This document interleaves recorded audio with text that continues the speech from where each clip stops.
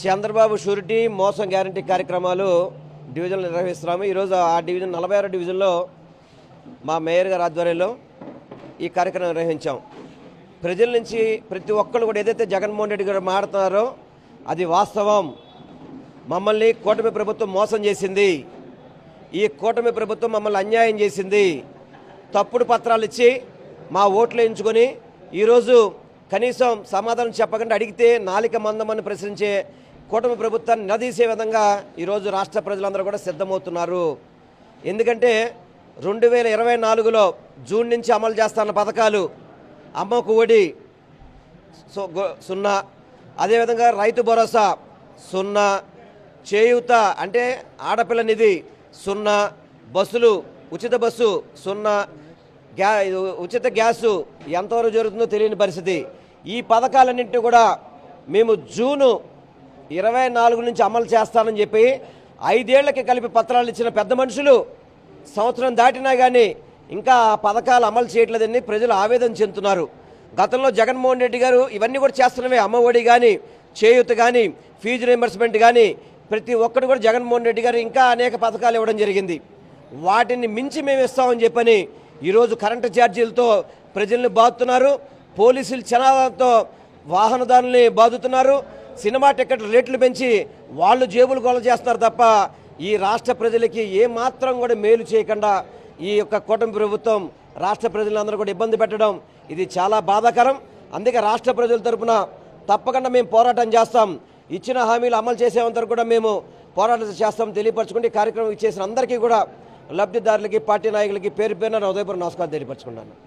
ఈరోజు బాబు షూరిటీ మోసం గ్యారంటీ విజయవాడ పశ్చిమ నియోజకవర్గంలో 46వ డివిజన్లో ఈ కార్యక్రమం నిర్వహించుకోవడం జరిగింది. మా మాజీ మంత్రివర్యులు వెల్లంపల్లి శ్రీనివాసరావు గారు, అలాగే మండల ప్రెసిడెంట్ గారు మా ఐతా కిషోర్ గారు, అలాగే డివిజన్ ప్రెసిడెంట్ గారు రజనీ గారు, అలాగే మాజీ దుర్గగుడి చైర్మన్ గారు మన రాంబాబు గారు, అలాగే మా డివిజన్ నాయకులు, పెద్దలు, కార్యకర్తలు అందరం ఈరోజు కలిసి బాబు షూరిటీ మోసం గ్యారంటీ మీద మేము ఒక సమావేశం ఏర్పాటు చేసుకోవడం జరిగింది. ఏదైతే జూన్ 2024 కల్లా గవర్నమెంట్లో ఫామ్ అవ్వంగానే మీకు ఇచ్చిన మేనిఫెస్టివల్లో ఇచ్చిన సూపర్ 6 ప్రతి ఒక్కటి అమలు చేస్తాను అని చెప్పి కూటమి నాయకులు ఏదైతే నమ్మబలికినారో సంవత్సర కాలంగా ఒక్క సంక్షేమ పథకం కూడా అమలు చేయకుండా ప్రజల్ని ఏ రకంగా మోసం చేశారు. సంవత్సర కాలం తర్వాత అమలు చేసిన అమ్మఒడి పథకాన్ని కూడా ఏ రకంగా ఇంట్లో ఎంతమంది పిల్లలు ఉంటే అంతమంది పిల్లలకి ఇస్తానని చెప్పి 87 లక్షల మందికి జగన్మోహన్ రెడ్డి గారు గవర్నమెంట్లోన అమ్మఒడి ఇస్తే వీళ్ళు ఇంట్లో ఎంతమంది పిల్లలు ఉంటే అంతమంది పిల్లలకి ఇస్తానని అంటే అది ఇంకెన్ని లక్షలు అవ్వాలా, కోటి దాటాలా? అలాంటిది 63 లక్షల మందికి వీళ్ళు కుదించి ఇవ్వటం జరిగింది. ఈ రకంగా ప్రజలను మోసం చేస్తున్నారు. అలాగే చేయూత 45 ఏళ్ళు నిండిన ప్రతి ఒక్కరికి జగన్మోహన్ రెడ్డి గారు చేయూత పథకం కింద 18,000 అందజేసేవారు.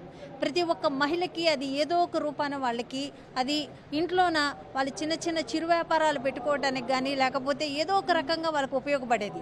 దాన్ని ఆడపిల్ల నిధి అని చెప్పి 18 ఏళ్ళు నిండిన ప్రతి ఒక్క అమ్మాయిని 59 ఏళ్లలోపు ఉన్న పెద్ద మహిళల వరకు నెలకి 1,500 చొప్పున వేస్తామని చెప్పి ఇంట్లో ఎంతమంది ఉన్నారో అని చెప్పి అది కూడా గ్యాదర్ చేయడం జరిగింది. చేసి ఈరోజు అచ్చెన్నాయుడు గారు అంటే ఒక కీలకంగా ఉండే ఒక మంత్రివర్యులు ఈరోజు ఏం తెలియజేస్తున్నారంటే ఆంధ్ర రాష్ట్రాన్ని అమ్మేయాలంట. గతంలో ఆయన మినిస్టర్గా చేస్తున్నారు, ఆయనకు అనుభవం ఉంది. సీఎం గారు 4వ సీఎం అయినా ఆయనకు అనుభవం ఉంది. ఇంత అనుభవం పెట్టుకున్న వీళ్ళు ఆంధ్ర రాష్ట్రాన్ని అమ్మితేనే ఈ పథకం అమలు చేయగలము లేకపోతే చేయలేమన్న ఆలోచన ముందు లేదా అంటే ఈ 100% ప్రజల్ని అవమానించడానికి, మహిళల్ని అవమానించడానికే ఇలాంటి ఒక అబద్ధపు హామీలు ఇచ్చి ఈరోజు మహిళల్ని దారుణంగా వీళ్ళు మోసం చేస్తున్నారు. అదిగే గ్యాస్ కూడా మహిళలకి మీకు సంవత్సరానికి 3 సిలిండర్లు ఇస్తామని చెప్పి ఈరోజు ఎంతమందికి గ్యాస్ వస్తుందన్నది ఇంటింటికి వెళ్ళి అడిగితే మహిళలు తిట్టుపోస్తున్నారు. ఈరోజు కరెంటు ఛార్జీలు ఏ రకంగా పెంచారు. 500 కరెంటు బిల్లు వచ్చింది, ఈరోజు 2,000 రూపాయలు కరెంటు బిల్లు వస్తుంది. ఏ రకంగా మిడిల్ క్లాస్ వాళ్ళు కానీ అప్పర్ మిడిల్ క్లాస్ వాళ్ళు కానీ ఈ కరెంటు ఛార్జీలను భరించగలరు? అలాగే రైతు భరోసా ఈరోజు అకాలంగా వర్షాలు వచ్చి పంటలు మొత్తం నాశనం అయిపోయినాయి. ఆ రైతుల పరిస్థితి ఏంటి? అన్ని రకాలుగా ఆంధ్ర రాష్ట్రంలో ఉన్న ప్రజల్ని మోసం చేసిన ఘనత చంద్రబాబు నాయుడుది, కూటమి నాయకులది. ఇది ప్రజలు పూర్తిగా అవగాహన ప్రజలకు వచ్చింది. ప్రజలు రాబోయే రోజుల్లోన వీళ్ళకి తగిన బుద్ధి చెప్పే విధంగా వీళ్ళు మోసపూరితమైన హామీలని ఇంటింటికి తీసుకెళ్ళి ప్రజలకు వివరించడమే మా లక్ష్యంగా మేము తెలియజేస్తున్నాము. వాళ్ళు సంక్షేమ పథకాలు అమలు చేసేంత వరకు వాళ్ళు నడ్డి విరచడమే మా వైఎస్ఆర్సీపీ నాయకుల మా జగన్మోహన్ రెడ్డి గారు ఇచ్చిన ఆదేశాలు. ఈరోజు 42వ డివిజన్లో మా పశ్చిమ నియోజకవర్గ ఇన్ఛార్జ్ మాజీ మంత్రివర్యులు వెల్లంపల్లి శ్రీనివాసరావు గారి ఆదేశాల మేరకు బాబు షూరిటీ మోసం గ్యారంటీ అనే కార్యక్రమాన్ని, రీకాలింగ్ చంద్రబాబుస్ మేనిఫెస్టో అనే కార్యక్రమాన్ని ఈరోజు మా డివిజన్ పరిధిలో మరి మా 42వ డివిజన్ నాయకులు, కార్యకర్తలు, వైఎస్ఆర్సీపీ అభిమానులు అందరికీ కలిపి ఈరోజు ఈ కార్యక్రమం ఏర్పాటు చేయడం జరిగింది. మరి చంద్రబాబు నాయుడు గారు గతంలో ఎలక్షన్స్కి ప్రచారానికి వచ్చినప్పుడు ప్రతి నియోజకవర్గానికి కూడా వెళ్ళి బోలెడన్ని అబద్ధపు హామీలను ఇచ్చి అబద్ధపు మేనిఫెస్టోని రిలీజ్ చేసి సూపర్ 6, సూపర్ 7 అని చెప్పేసి అంతుపట్టనటువంటి హామీలు ఇచ్చి మరి ఈరోజు నెరవేర్చలేక అటు ఆంధ్ర రాష్ట్రానికి అభివృద్ధిని అందించలేక ఇటు సంక్షేమాన్ని అందించలేక మరి ఆంధ్ర రాష్ట్రం అంతటా కూడా కేవలం అక్కచెల్లెమ్మల ఆర్తనాదాలు మాత్రమే వినబడతా ఉన్నాయి. గతంలో మన జగన్మోహన్ రెడ్డి గారు 2019 నుంచి 24 వరకు పరిపాలించినప్పుడు ఎంతో చక్కగా మరి ఏదైతే తన పాదయాత్రలో ప్రజల యొక్క కష్టాలని తన మేనిఫెస్టోగా మార్చుకొని ప్రజల యొక్క బాధల్ని ఆయన తెలుసుకొని దాన్ని మేనిఫెస్టోలో పొందుపరిచి మరి ప్రతి ఒక్క పథకాన్ని కూడా చక్కగా అమలు చేసి మరి ఆంధ్ర రాష్ట్రంలో ప్రజలందరూ కూడా ముఖ్యంగా మరి అక్క చెల్లెమ్మలందరికీ కూడా కావలసినటువంటి పథకాలన్నింటినీ కూడా అటు జగనన్న ఆసరా కానివ్వండి, వైఎస్ఆర్ చేయూత కానివ్వండి, తోడు కానివ్వండి, అలాగే విద్యా దీవెన కానివ్వండి, విద్యా కానుక కానివ్వండి, ఫీజు రియంబర్స్మెంట్ కానివ్వండి, అమ్మఒడి కానివ్వండి, ఇలా చెప్పుకుంటూ పోతే ముఖ్యంగా పేదలందరికీ ఇల్లు అని చెప్పేసి ప్రతి అక్క చెల్లెమ్మల పేరిట 33 లక్షల మంది అక్క చెల్లెమ్మలకి పేరిట ఇంటి పట్టాన్ని ఇచ్చినటువంటి పరిస్థితి మనందరం కూడా చూసాం. మరి 33 లక్షల మంది అక్క చెల్లెమ్మలకి ఇంటి స్థలాలు ఇవ్వడం అనేది నిజంగా చాలా కష్టతరమైనటువంటి విషయం.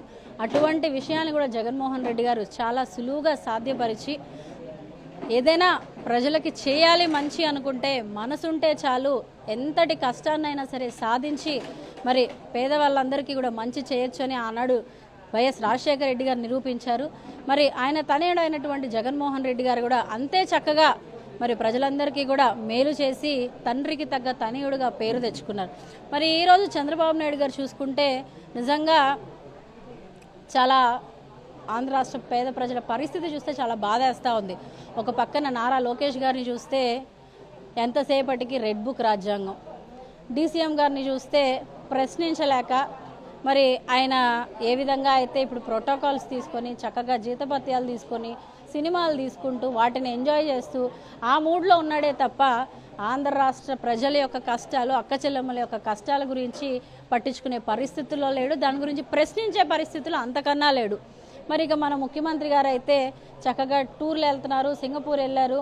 మరి నిధులు తెస్తామని చెప్తా ఉన్నారు. నిధులు ఎంతమందికి తెస్తారో తెలియదు, ఎంత మట్టికి ఆలోచనలు ఆంధ్ర రాష్ట్రానికి మోసుకొస్తారో పక్క దేశాల నుంచి తెలియదు. కానీ వాళ్ళ తండ్రి కొడుకులు మాత్రం చక్కగా టూర్ ఎంజాయ్ చేయడానికి మాత్రం వెళ్ళారు. ఈ విధంగా ఆంధ్ర రాష్ట్రాన్ని చాలా ఇబ్బందుల పాలు చేసి ఎటువంటి హామీని కూడా నెరవేర్చలేక ఈరోజు నిజంగా కూటమి ప్రభుత్వం సిగ్గుపడేటువంటి రోజు వచ్చింది. మరి నిన్నటికి నిన్న అచ్చెన్నాయుడు గారు అన్ని పథకాలు ఇచ్చేసాము, ఒక్క తల్లికి వందనం మాత్రమే ఇవ్వలేదు, ఆ తల్లికి వందనం కాదు, ఆడబిడ్డ నిధి ఇవ్వలేదు. ఆడబిడ్డ నిధి ఇవ్వాలి అని అంటే ఆంధ్ర రాష్ట్రం మొత్తాన్నే అమ్మేసేయాలి, ఆంధ్రానే అమ్మేయాలి, ఏం చేయాలో అర్థం కావట్లేదు, కానీ ఏదో చెయ్యాలని చంద్రబాబు నాయుడు గారు ఆలోచిస్తూ ఉన్నారు అని చెప్తా ఉన్నాడు. నిజంగా పథకం ఇవ్వలేను అని చెప్పేసి ఇండైరెక్ట్గా అచ్చెన్నాయుడు గారితో చంద్రబాబు నాయుడు గారే చెప్పించినట్టుంది.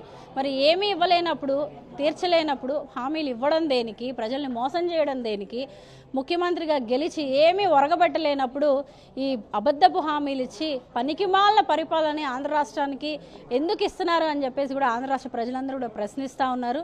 వీలైనంత తొందరగా ఈ పరిపాలన నుంచి మమ్మల్ని బయటేయండి, మరలా ఎలక్షన్స్ తొందరగా రావాలి. ఎలాగైతే ఏడాది పాటు వర్షాల కోసం పాపం రైతులు ఎదురు చూసి వర్షం వస్తే ఎంత ఆనందపడతారో అదేవిధంగా ఇప్పుడు ఎప్పుడెప్పుడు జగనన్న పరిపాలన వస్తుందా అని చెప్పేసి మళ్ళీ రెండోసారి ఆంధ్ర రాష్ట్ర ప్రజలందరూ కూడా ఎదురు చూస్తూ ఉన్నారు. కరువు కాలం ఎలా ఉంటుందో ఇప్పుడు మన ఆంధ్ర రాష్ట్రంలో కూటమి పరిపాలన అలా ఉంది. మరి జగన్మోహన్ రెడ్డి గారు వస్తే చాలా బాగుంటుంది, ఆంధ్ర రాష్ట్రం చాలా సుభిక్షంగా ఉంటుంది, అక్క చెల్లెమ్మలందరూ సంతోషంగా ఉంటారు. మహిళా పక్షపాతిగా నిలిచినటువంటి జగన్మోహన్ రెడ్డి గారి ప్రభుత్వం మరలా రావాలి అని చెప్పేసి ఆంధ్ర రాష్ట్రంలో ప్రతి పేద అక్క చెల్లెమ్మ కోరుకుంటా ఉంది. కాబట్టి ఖచ్చితంగా అందరి యొక్క ఆశీస్సులతోటి అతి త్వరలో జగన్మోహన్ రెడ్డి గారు మరలా ముఖ్యమంత్రి అవుతారని చెప్పేసి మేము అందరం కూడా కోరుకుంటూ మరి ఈ యొక్క కార్యక్రమానికి మా డివిజన్ పరిధిలో వచ్చినటువంటి ప్రతి నాయకుడికి కూడా పేరు పేరున కృతజ్ఞతలు తెలియజేస్తా ఉన్నాను.